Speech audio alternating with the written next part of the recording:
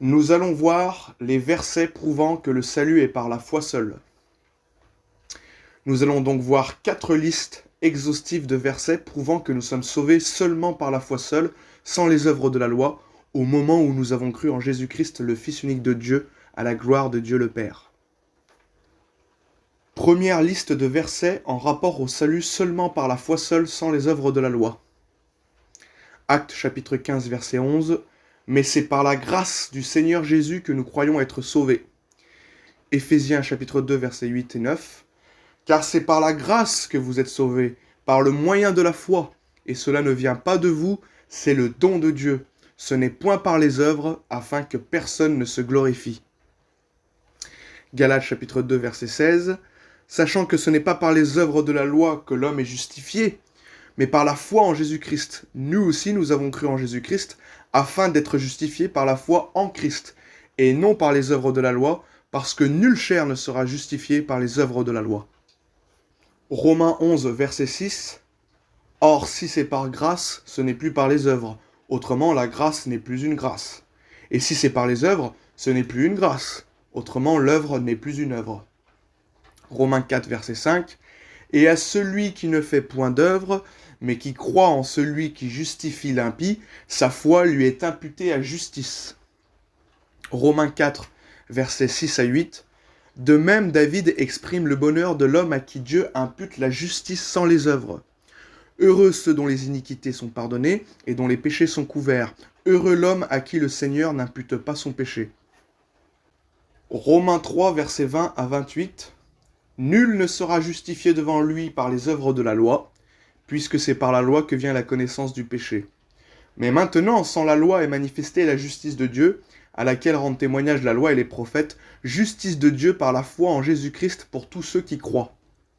Il n'y a point de distinction, car tous sont péchés et sont privés de la gloire de Dieu, et ils sont gratuitement justifiés par sa grâce, par le moyen de la rédemption qui est en Jésus-Christ.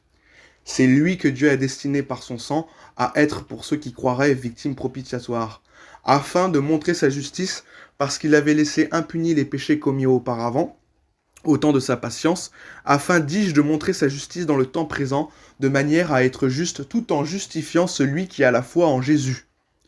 Où donc est le sujet de se glorifier? Il est exclu. Par quelle loi? Par la loi des œuvres? Non, mais par la loi de la foi. Car nous pensons que l'homme est justifié par la foi sans les œuvres de la loi. Galates chapitre 3 versets 2 et 3. Est-ce par les œuvres de la loi que vous avez reçu l'Esprit, ou par la prédication de la foi? Êtes-vous tellement dépourvu de sens? Tite chapitre 3 versets 5 à 7. Il nous a sauvés, non à cause des œuvres de justice que nous aurions faites, mais selon sa miséricorde, par le baptême de la régénération et le renouvellement du Saint-Esprit, qu'il a répandu sur nous avec abondance par Jésus-Christ notre Sauveur, afin que, justifiés par sa grâce, nous devenions en espérance héritiers de la vie éternelle. Philippiens chapitre 3 verset 9. D'être trouvé en lui non avec ma justice, celle qui vient de la loi, mais avec celle qui s'obtient par la foi en Christ, la justice qui vient de Dieu par la foi. Romains 9, versets 30 à 33. Les païens qui ne cherchaient pas la justice ont obtenu la justice qui vient de la foi, tandis qu'Israël, qui cherchait une loi de justice, n'est pas parvenu à cette loi. Pourquoi? Parce qu'Israël l'a cherchée non par la foi, mais comme provenant des œuvres. Ils se sont heurtés contre la pierre d'achoppement, selon qu'il est écrit « Voici je mets en Sion une pierre d'achoppement et un rocher de scandale, et celui qui croit en lui ne sera point confus. » Galates 3, verset 21. S'il eût été donné une loi qui pût procurer la vie, la justice viendrait réellement de la loi. Romains 10, versets 1 à 4. Frères, le vœu de mon cœur et ma prière à Dieu pour eux, c'est qu'ils soient sauvés. Je leur rends le témoignage qu'ils ont du zèle pour Dieu, mais sans intelligence. Ne connaissant pas la justice de Dieu et cherchant à établir leur propre justice, ils ne se sont pas soumis à la justice de Dieu. Car Christ est la fin de la loi pour la justification de tous ceux qui croient. Galates chapitre 5, versets 1 à 6. C'est pour la liberté que Christ nous a affranchis. Demeurez donc fermes et ne vous laissez pas mettre de nouveau sous le joug de la servitude. Voici, moi Paul, je vous dis que si vous vous faites circoncire, Christ ne vous servira de rien. Et je proteste encore une fois à tout homme qui se fait circoncire, qu'il est tenu de pratiquer la loi tout entière. Vous êtes séparés de Christ, vous tous qui cherchez la justification dans la loi. Vous êtes déchus de la grâce. Pour nous, c'est de la foi que nous attendons, par l'Esprit, l'espérance de la justice. Car en Jésus-Christ, ni la circoncision, ni l'incirconcision n'a de valeur, mais la foi qui est agissante par la charité. Galates chapitre 2 versets 20 et 21. J'ai été crucifié avec Christ, et si je vis, ce n'est plus moi qui vis, c'est Christ qui vit en moi. Si je vis maintenant dans la chair, je vis dans la foi au Fils de Dieu qui m'a aimé et qui s'est livré lui-même pour moi. Je ne rejette pas la grâce de Dieu, car si la justice s'obtient par la loi, Christ est donc mort en vain. Galates 3, versets 10 à 14. Car tous ceux qui s'attachent aux œuvres de la loi sont sous la malédiction. Car il est écrit, maudit est quiconque n'observe pas tout ce qui est écrit dans le livre de la loi et ne le met pas en pratique. Et que nul ne soit justifié devant Dieu par la loi. Cela est évident, puisqu'il est dit le juste vivra par la foi. Or la loi ne procède pas de la foi, mais elle dit, celui qui mettra ces choses en pratique vivra par elles. Christ nous a rachetés de la malédiction de la loi, étant devenu malédiction pour nous, car il est écrit, maudit est quiconque est pendu au bois. Afin que la bénédiction d'Abraham eût pour les païens son accomplissement en Jésus-Christ, et que nous reçussions par la foi l'Esprit qui avait été promis. Actes chapitre 13 versets 38 et 39. C'est par lui que le pardon des péchés vous est annoncé, et que quiconque croit est justifié par lui de toutes les choses dont vous ne pouviez être justifiés par la loi de Moïse. Galates 3 versets 22 et 23. Mais l'Écriture a tout renfermé sous le péché, afin que ce qui avait été promis fût donné par la foi en Jésus-Christ à ceux qui croient. Avant que la foi vînt, nous étions enfermés sous la garde de la loi, en vue de la foi qui devait être révélée. Galates 3, versets 24 à 26. Ainsi la loi a été comme un pédagogue pour nous conduire à Christ, afin que nous fussions justifiés par la foi. La foi étant venue, nous ne sommes plus sous ce pédagogue, car vous êtes tous fils de Dieu par la foi en Jésus-Christ. Romains chapitre 1 versets 16 et 17. Car je n'ai point honte de l'Évangile, c'est une puissance de Dieu pour le salut de quiconque croit, du juif premièrement puis du grec, parce qu'en lui est révélée la justice de Dieu par la foi, et pour la foi, selon qu'il est écrit, le juste vivra par la foi. Galates 3 verset 8. Aussi l'Écriture prévoyant que Dieu justifierait les païens par la foi. Romains chapitre 5 versets 20 à 21. Or, la loi est intervenue pour que l'offense abondât, mais là où le péché a abondé, la grâce a surabondé, afin que comme le péché a régné par la mort, ainsi la grâce régna par la justice pour la vie éternelle, par Jésus-Christ notre Seigneur. Romains chapitre 6 verset 23. Car le salaire du péché c'est la mort, mais le don gratuit de Dieu c'est la vie éternelle en Jésus-Christ notre Seigneur. 1 Corinthiens chapitre 3 versets 14 et 15. Si l'œuvre bâtie par quelqu'un sur le fondement subsiste, il recevra une récompense. Si l'œuvre de quelqu'un est consumée, il perdra sa récompense. Pour lui, il sera sauvé, mais comme au travers du feu. Deuxième liste de versets en rapport au fait qu'il suffit d'avoir cru en Jésus-Christ pour être sauvé. Lorsque nous avons cru, nous recevons la foi, c'est-à-dire la fidélité éternelle de Dieu envers nous. Jean 6, verset 47. En vérité, je vous le dis, celui qui croit en moi a la vie éternelle. Notez que Jésus dit que celui qui croit en lui a la vie éternelle. C'est au présent de l'indicatif, c'est-à-dire qu'au moment où la personne croit au Seigneur Jésus, elle obtient dans le temps présent la vie éternelle, et donc par définition, cette personne aura la vie pour toujours. Et donc cette vie ne pourrait lui être retirée, sinon ça voudrait dire qu'elle n'aurait pas eu la vie éternelle, mais qu'elle n'aurait eu qu'une vie temporaire. Mais bien évidemment, le texte ne dit pas ça. Le texte nous dit bien que celui qui croit en lui a la vie éternelle. Donc il est impossible de perdre la vie éternelle, car si nous pouvions perdre la vie éternelle, alors cela voudrait dire que la vie éternelle ne serait finalement pas éternelle. Et nous savons très bien que nous sommes passés de la mort à la vie éternelle au moment où nous avons cru.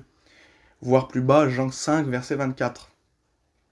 Et donc par conséquent, si nous héritons la vie éternelle, il est donc impossible de passer de la vie éternelle à la mort, puisque la vie éternelle n'est pas censée se terminer. La vie éternelle n'est pas censée avoir de fin. Il est donc impossible de revenir à la mort, puisque selon Jean 5, 24, nous sommes définitivement passés de la mort à la vie. Nous sommes irrémédiablement passés de la mort à la vie. Dans tous les versets de l'évangile de Jean que j'ai relevés plus bas, le verbe croire est conjugué au présent de l'indicatif, parce que Jésus nous dit que nous sommes sauvés au moment où nous avons cru, et que par conséquent, dès à présent, nous héritons la vie éternelle, nous avons la vie éternelle, notre âme est déjà régénérée, elle a déjà la vie éternelle, notre corps périra, mais notre âme en nous-mêmes est déjà passée de la mort à la vie. N'est-ce pas merveilleux d'avoir l'assurance de notre salut ? N'est-ce pas une joie éternelle que d'être sauvé par grâce ? Si, et c'est une joie inexprimable. Et c'est l'objet de notre adoration pour l'éternité. Amen. Jean chapitre 3 versets 16 à 18. Car Dieu a tant aimé le monde qu'il a donné son Fils unique, afin que quiconque croit en lui ne périsse point, mais qu'il ait la vie éternelle. Dieu, en effet, n'a pas envoyé son Fils dans le monde pour qu'il juge le monde, mais pour que le monde soit sauvé par lui. Celui qui croit en lui n'est point jugé, mais celui qui ne croit pas est déjà jugé, parce qu'il n'a pas cru au nom du Fils unique de Dieu. Jean 3, verset 36. Celui qui croit au Fils a la vie éternelle, celui qui ne croit pas au Fils ne verra point la vie, mais la colère de Dieu demeure sur lui. Actes chapitre 16, versets 30 et 31. Que faut-il que je fasse pour être sauvé ?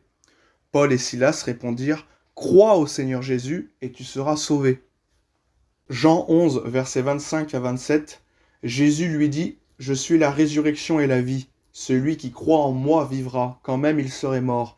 Et quiconque vit et croit en moi ne mourra jamais. Crois-tu cela ? Elle lui dit, oui Seigneur, je crois que tu es le Christ, le Fils de Dieu qui devait venir dans le monde. Jean 5, verset 24. En vérité, je vous le dis, celui qui écoute ma parole et qui croit à celui qui m'a envoyé a la vie éternelle et ne vient point en jugement, mais il est passé de la mort à la vie. Romains 10, verset 9. Si tu confesses de ta bouche le Seigneur Jésus et si tu crois dans ton cœur que Dieu l'a ressuscité des morts, tu seras sauvé. Romains 10, verset 13. Car quiconque invoquera le nom du Seigneur sera sauvé. Jean 20, verset 31. Mais ces choses ont été écrites afin que vous croyiez que Jésus est le Christ, le Fils de Dieu, et qu'en croyant vous ayez la vie en son nom. Jean 8, versets 23 et 24. Vous êtes d'en bas, moi je suis d'en haut. Vous êtes de ce monde, moi je ne suis pas de ce monde. C'est pourquoi je vous ai dit que vous mourrez dans vos péchés, car si vous ne croyez pas ce que je suis, vous mourrez dans vos péchés. Jean chapitre 9, versets 35 à 38. Il lui dit, crois-tu au Fils de Dieu ? Il répondit, et qui est-il, Seigneur, afin que je croie en lui ? Tu l'as vu, lui dit Jésus, et celui qui te parle, c'est lui. Et il dit, je crois, Seigneur. Et il se prosterna devant lui. Actes chapitre 4, verset 12. Il n'y a de salut en aucun autre, car il n'y a sous le ciel aucun autre nom qui ait été donné parmi les hommes par lequel nous devions être sauvés. 1 Jean chapitre 5 versets 9 à 13. Si nous recevons le témoignage des hommes, le témoignage de Dieu est plus grand, car le témoignage de Dieu consiste en ce qu'il a rendu témoignage à son Fils. Celui qui croit au Fils de Dieu a ce témoignage en lui-même. Celui qui ne croit pas Dieu le fait menteur, puisqu'il ne croit pas au témoignage que Dieu a rendu à son Fils. Et voici ce témoignage, c'est que Dieu nous a donné la vie éternelle, et que cette vie est dans son Fils. Celui qui a le Fils a la vie. Celui qui n'a pas le Fils de Dieu n'a pas la vie. Je vous ai écrit ces choses afin que vous sachiez que vous avez la vie éternelle, vous qui croyez au nom du Fils de Dieu. Jean 17, 3. Or, la vie éternelle, c'est qu'ils te connaissent, toi le seul vrai Dieu, et celui que tu as envoyé, Jésus-Christ. Jean 12, versets 44 et 45. Or, Jésus s'était écrié, « Celui qui croit en moi croit non pas en moi, mais en celui qui m'a envoyé. Et celui qui me voit, voit celui qui m'a envoyé. » 2 Thessaloniciens chapitre 1, verset 10. « Lorsqu'il viendra pour être en ce jour-là glorifié dans ses saints et admiré dans tous ceux qui auront cru. » 1 Jean chapitre 4, versets 15 et 16. « Celui qui confessera que Jésus est le Fils de Dieu, Dieu demeure en lui et lui en Dieu.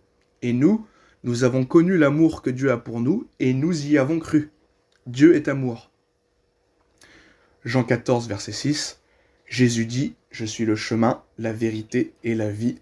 Nul ne vient au Père que par moi. » 1 Timothée chapitre 2, versets 5 et 6. « Car il y a un seul Dieu et aussi un seul médiateur entre Dieu et les hommes, Jésus-Christ homme, qui s'est donné lui-même en rançon pour tous. »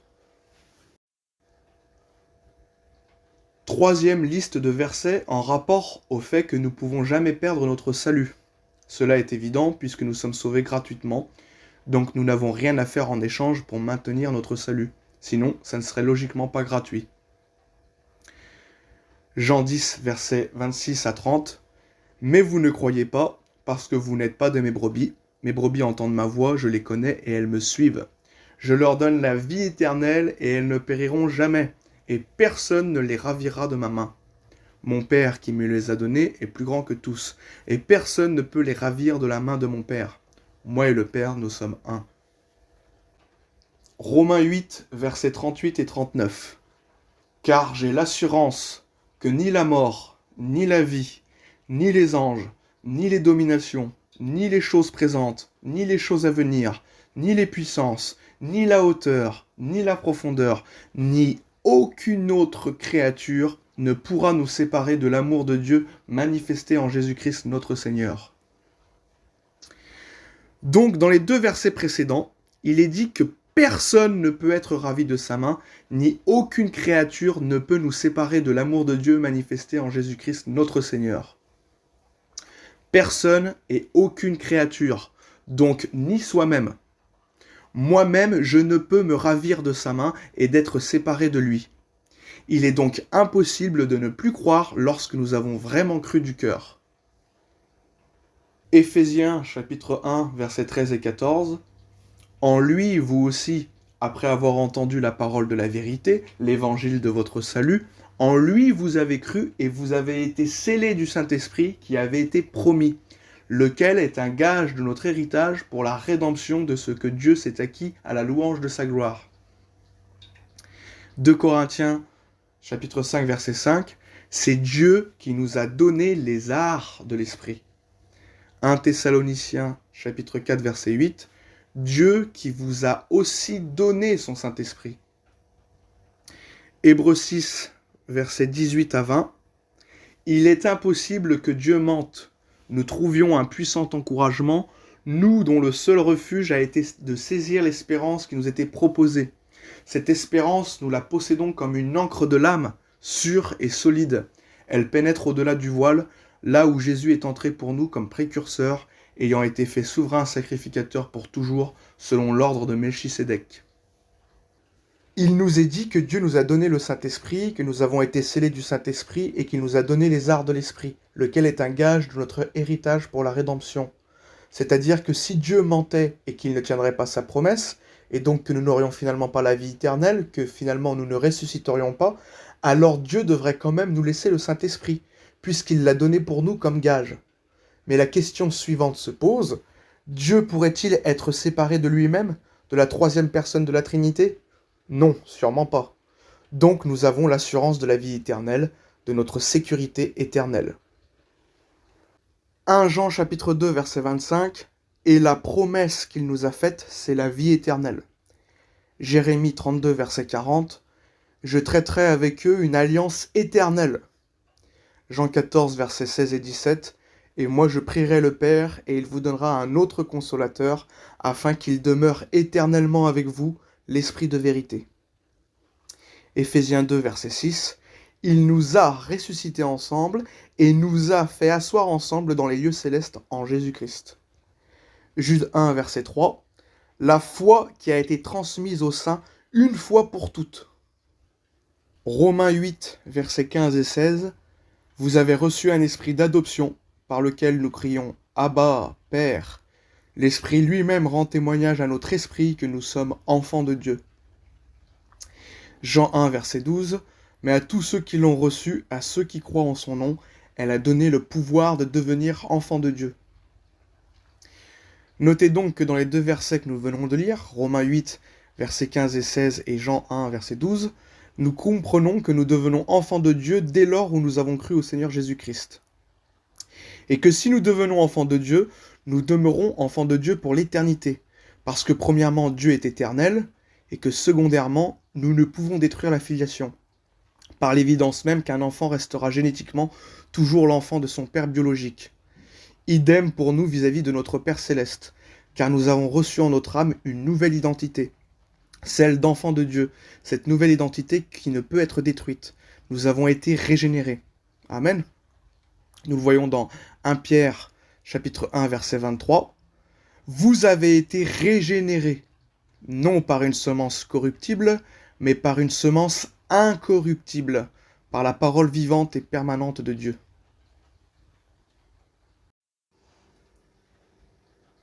Quatrième liste de versets en rapport au fait que nous sommes tous pécheurs et que nous péchons toujours même après notre nouvelle naissance. Romains 7, versets 14 à 25, donc c'est Paul qui parle et il parle de lui-même. Nous savons en effet que la loi est spirituelle, mais moi je suis charnel, vendu au péché. Car je ne sais pas ce que je fais, je ne fais point ce que je veux, et je fais ce que je hais. Or si je fais ce que je ne veux pas, je reconnais par là que la loi est bonne. Et maintenant ce n'est plus moi qui le fais, mais c'est le péché qui habite en moi. Ce qui est bon, je le sais, n'habite pas en moi, c'est-à-dire dans ma chair. J'ai la volonté, mais non le pouvoir de faire le bien, car je ne fais pas le bien que je veux, et je fais le mal que je ne veux pas. Et si je fais ce que je ne veux pas, ce n'est plus moi qui le fais, c'est le péché qui habite en moi. Je trouve donc en moi cette loi. Quand je veux faire le bien, le mal est attaché à moi. Car je prends plaisir à la loi de Dieu selon l'homme intérieur, mais je vois dans mes membres une autre loi qui lutte contre la loi de mon entendement et qui me rend captif de la loi du péché qui est dans mes membres. Misérable que je suis, qui me délivrera du corps de cette mort? Grâce soit rendue à Dieu par Jésus-Christ notre Seigneur. Ainsi donc moi-même je suis par l'entendement esclave de la loi de Dieu, et je suis par la chair esclave de la loi du péché. Romains 3, verset 23. Car tous ont péché et sont privés de la gloire de Dieu. 1 Roi chapitre 8 verset 46, car il n'y a point d'homme qui ne pêche. Jacques chapitre 4 verset 17, celui donc qui sait faire ce qui est bien et qui ne le fait pas, commet un péché. Proverbe 24 verset 9, la pensée de la folie n'est que péché. Proverbe 20 verset 9, qui dira j'ai purifié mon cœur, je suis net de mon péché. Psaume 19, verset 12. Qui connaît ses égarements? Pardonne-moi ce que j'ignore. Romains chapitre 3, verset 10 à 12. Selon qu'il est écrit, il n'y a point de juste, pas même un seul. Nul n'est intelligent, nul ne cherche Dieu. Tous sont égarés, tous sont pervertis, il n'en est aucun qui fasse le bien, pas même un seul. 1 Jean chapitre 1, verset 8 à 10. Si nous disons que nous n'avons pas de péché, nous nous séduisons nous-mêmes et la vérité n'est point en nous. Si nous confessons nos péchés, il est fidèle et juste pour nous les pardonner et pour nous purifier de toute iniquité. Si nous disons que nous n'avons pas péché, nous le faisons menteur et sa parole n'est point en nous. Psaume 51, verset 5. Voici, je suis né dans l'iniquité et ma mère m'a conçu dans le péché. Ésaïe 64, verset 6. Et toute notre justice est comme un vêtement souillé. Jacques 2, verset 10. Car quiconque observe toute la loi, mais pêche contre un seul commandement, devient coupable de tous. Romains 3, verset 19. Or, nous savons que tout ce que dit la loi, elle le dit à ceux qui sont sous la loi, afin que toute bouche soit fermée et que tout le monde soit reconnu coupable devant Dieu. 1 Jean chapitre 3, verset 4. Quiconque pêche transgresse la loi, et le péché est la transgression de la loi. Jean 8, verset 7. Que celui de vous qui est sans péché jette le premier la pierre contre elle. 1 Corinthiens chapitre 15, verset 56. L'aiguillon de la mort, c'est le péché, et la puissance du péché, c'est la loi. Mais le sang de Jésus, son Fils, nous purifie de tout péché. 1 Jean chapitre 1, verset 7.